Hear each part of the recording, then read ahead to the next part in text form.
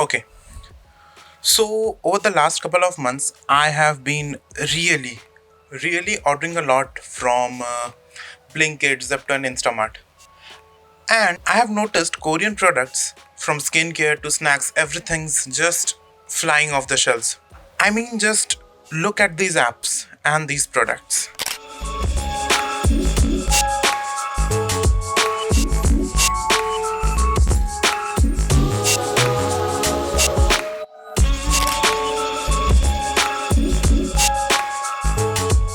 So, how did we reach from our masaledar blue lays to our newfound crush that is kimchi flavored chips?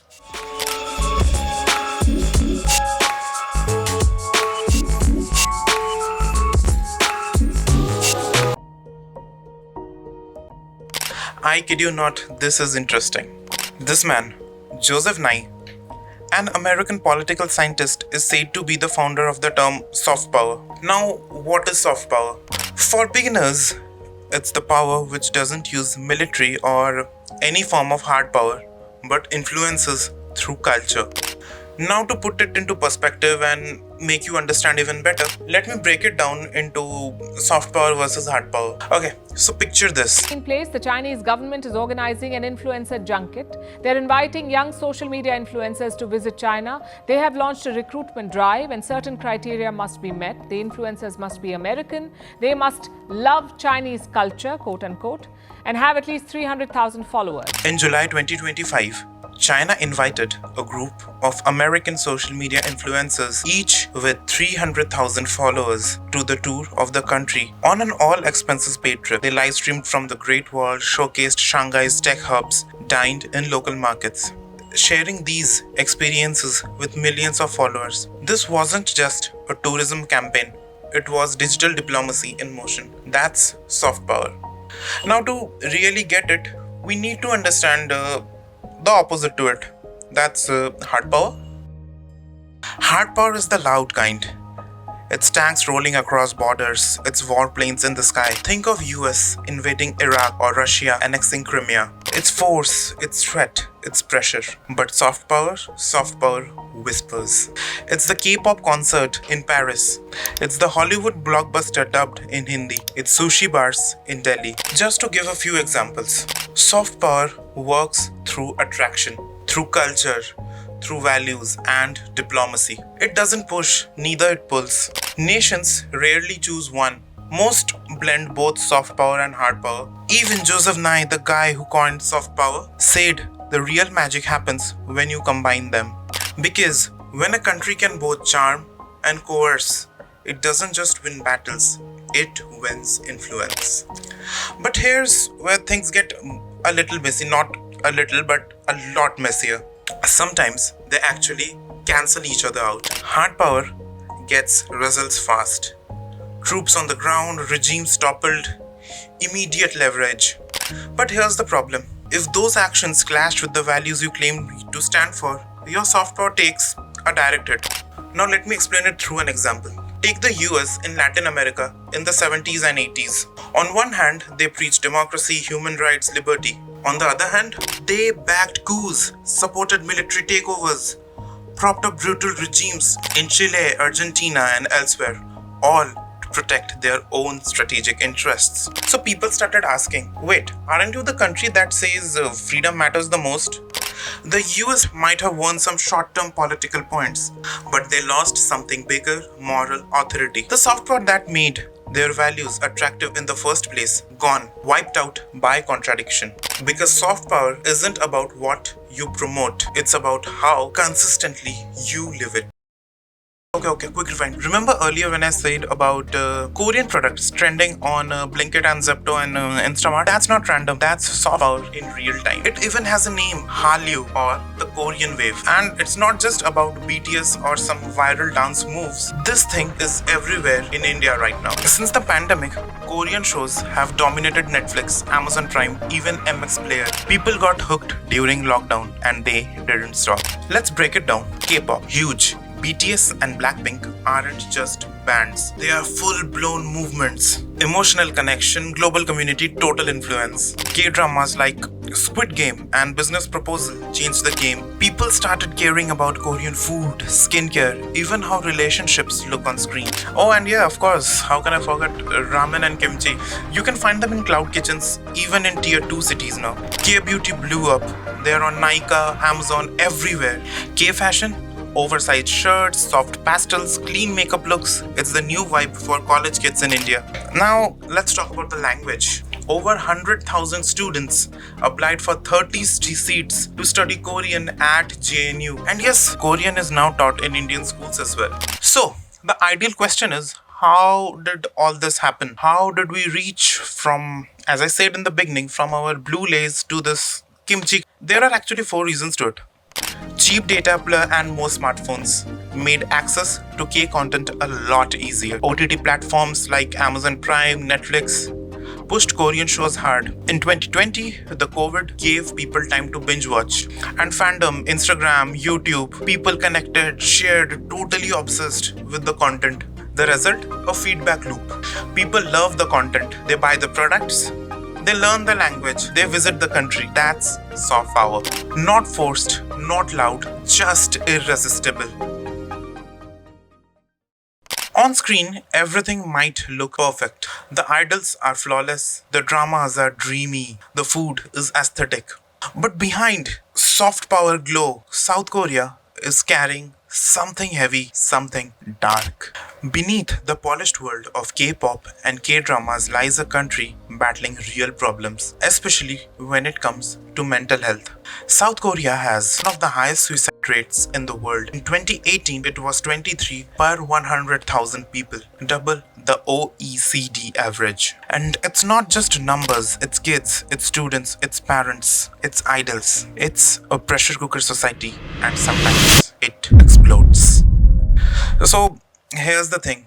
The same system that gives us the Korean wave, the glitz, the glamour, the shiny world around it, is actually the same system which is crushing the people behind it. Now, let's talk about that pressure. There's this invisible race happening in Korea. Be the best, look perfect, succeed, or be forgotten. And it's intense. Students compete like their future depends on it, because in many ways, it does. The college entrance exam, Seonang, is one of the most brutal in the world. One day, one test, one shot. Families move houses, students attend shadow schools, sleep less, study more. Failing, it's not just about marks, it's about shame. The shame doesn't disappear when you grow up. Workers spend long hours in rigid corporate hierarchies. Hair loss, it's treated like a social disease. Most Korean men in their 20s are already worried about it, and a large number of women admit baldness is a deal breaker. These ideals aren't abstract. They're on billboards, in dramas, in your social feed, on every idol's face. And speaking of idols, the K-pop industry, it looks magical from the outside, but it's relentless on the inside. Trainees, some as young as 13, sign what are called slave contracts. Years of training, 15 hours a day, and then after all, you might not even debut. Plastic surgery, almost expected. South Korea is one of the most surgery saturated countries in the world. 1 in 3 women aged somewhere between 19 to 29 have got it done. And it's not just cosmetic survival, but it's also professional survival. Your face, your body, your voice, your personality, they're all sculpted to match a concept the company chooses for you. Now, in terms of marketing, it's branding, but for a human being. And once out there, you are not just an artist, you are a product. But the pressure doesn't stop there, because then comes fandom. K-pop isn't just music, it's an experience. And it thrives on parasocial relationships. Fan feels close to the idols they never ever gonna meet. And idols are expected to feed that illusion. Always smile, always be available, always stay perfect. Some fans cross the line. Stalking, hacking, obsession. Other impose moral expectations. Okay, So here's the paradox. South Korea's soft power is mesmerizing, it's global, but it's also painful. The system that creates those perfect performances, those viral visuals you catch up on your Instagram feed, the system that demands perfection from real people, that turns human emotions aesthetic and pain into packaging. Its influence built on exhaustion. And yeah, South Korea isn't the only country with problems, but here the contrast is extreme. The world sees sparkle, but many inside see stress. So next time you're vibing to that K drama or adding that K beauty product to your cart, maybe pause and ask who paid the real price to make it look this perfect, and how long can a soft power shine if it breaks the people holding the light. Okay, now let's come to the core point of this video for which I planned this entire K-pop story. Okay, let me adjust my camera first. So now you know what soft power is, how it works. You have seen how South Korea turned it into an exportable superpower. Music, drama, skincare, ramen, even language. But what about India? Where do we stand? What can we learn from all this K-pop story I just said? And more importantly, what can we build? Because if there's one country that's got cultural capital on steroids, it has to be India. India's soft power, it didn't start on Instagram or Netflix or even in the 20th century. It started thousands of years ago. It started way long before the Indus Valley civilization happened. India's influence has always been soft but massive. Take yoga. Today it's a $100 billion industry. Celebrities do it, corporations brand with it, the UN made a whole international yoga day. That's cultural diplomacy. Ayurveda and meditation. Global wellness movements are rooted in them. People fly in for retreats, they book stays in ashrams, they seek balance, the Indian style. Indian cinema. Still a giant, with songs that get remixed in Nigeria and films subtitled in Arabic and Indonesian.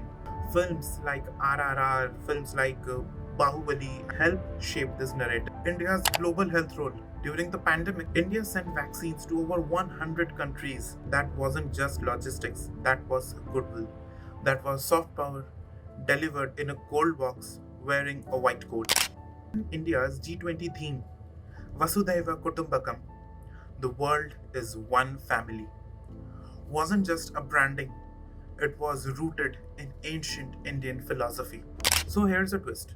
India already has one of the richest soft power arsenals in the world. But here's something we are not doing. We are not fully using it. Our cultural diplomacy is often scattered, underfunded, not coordinated at a massive scale. While Korea runs cultural center influencer programs, India often leans on nostalgia. So, what can we do? We need to treat soft power like hard strategy. No, I don't mean converting soft power into hard power, but here's what I mean. Invest in cultural infrastructure. Make Indian content more globally accessible, translated, dubbed everywhere. Promote Indian design, food, and wellness like industries, not just traditions. Imagine global classrooms where Sanskrit and Tamil are cool. Indian music funded like K-pop. Ayurveda certified and recognized globally. Indian artists collaborating across borders backed by policy, not just passion.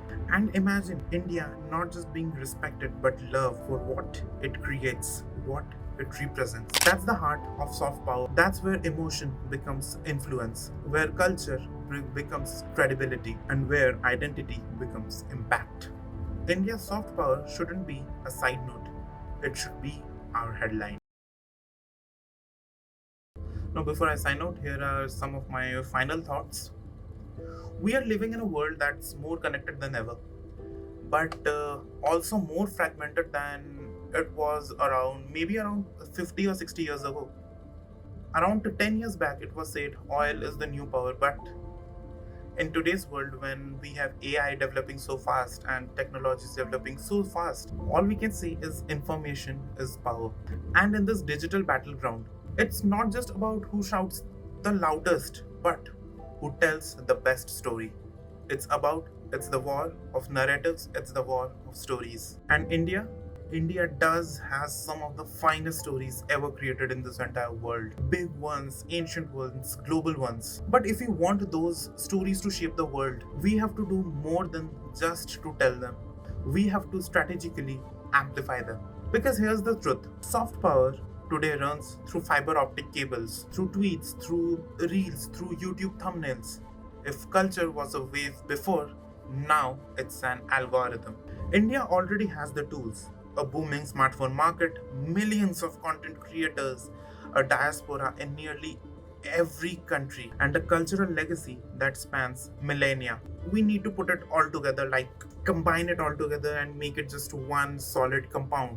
Look at what South Korea did. They didn't just export dramas and music, they exported emotion, identity, and branding with it. India needs that. We can even take it further. Let's turn India into a global content hub with the film co production incentives, animation and VFX training, partnerships with streaming giants. Now, here's to summarize it in a line. Think create in India, but for the entire world. And while we are building platforms, we also need to protect perception. India needs more multilingual news platforms, more cross border storytelling, and sharper tools to counter disinformation. Because even during Operation Sindoor, there was that's a recent story. There was so much of misinformation on the internet. It was all over social media, it was all over Twitter. Here's the thing, if we don't control the narrative, someone else definitely will. And in India's case, we have already a lot of parties who are eager to control India's narratives. This isn't just cultural, it's strategic. Now, if you want to take away something from this video, it's this: India has the stories, India has the people, India has the tools. Now, it's just strategy. Because in today's world, power isn't about border or budgets. It's about narratives. It's the era of the narrative warfare. And if India wants to lead, just speak louder, has to speak smarter. And that starts with owning the story. So that was it. If you end up liking this video, make sure to hit the like button. Drop your thoughts in the comments down below, and I'll catch you in the next one.